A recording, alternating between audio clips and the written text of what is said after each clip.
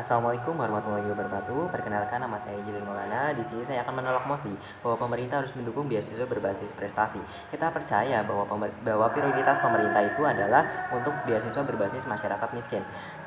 Jika kita hanya jika kita hanya mendukung masyarakat yang unggul, kita telah mengabaikan jutaan anak muda yang bahkan belum bisa mendapatkan kesempatan untuk bisa berprestasi. Saya memiliki beberapa argumen untuk mendukung oposisi saya, yaitu bahwa yang pertama, beasiswa berbasis masyarakat miskin itu adalah prioritas negara.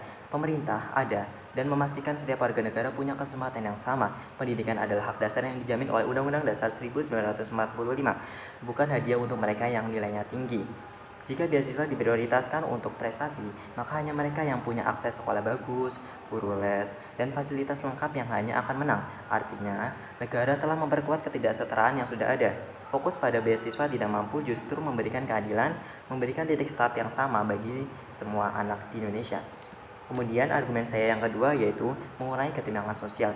Ketimpangan sosial di Indonesia sudah parah. Kualitas sekolah di kota dan desa yang berbeda jauh, akses internet dan buku yang juga tidak merata.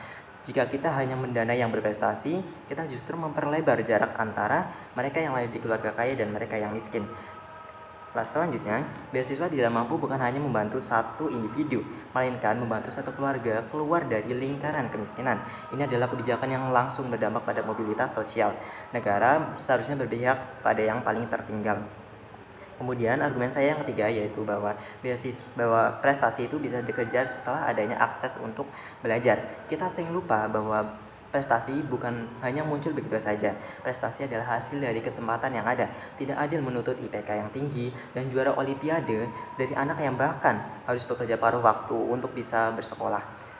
Selanjutnya, dengan memberikan mereka akses lebih, maka kita memberikan mereka landasan yang sama untuk akhirnya bisa mencetak prestasi. Jadi prioritas harus pada akses terlebih dahulu, baru setelah itu prestasi.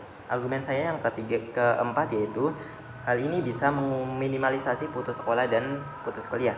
Banyak mahasiswa yang berpotensi drop out hanya karena biaya. Beasiswa prestasi tidak menolong mereka karena mereka tersingkir hanya karena IPK yang turun sedikit atau bahkan masalah keluarga dan ekonomi yang bisa muncul.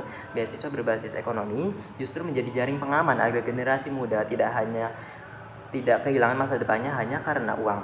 Kemudian argumen saya yang kelima yaitu bahwa beasiswa berbasis prestasi itu sudah banyak. Bahwa penghargaan bagi yang berprestasi itu sudah banyak tersedia di berbagai tempat. Kampus memberikan beasiswa prestasi, swasta memberikan penghargaan lomba, dan ada banyak program kompetisi nasional. Tapi beasiswa murni untuk orang miskin hanya negara yang bisa menjamin itu. Maka pemerintah harus mengisi celah ini, bukan berlomba memberi hadiah untuk yang sudah mampu bersaing. Kesimpulannya,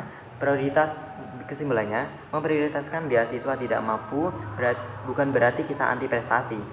Justru cara ini agar semua orang punya kesempatan yang sama untuk bisa berprestasi.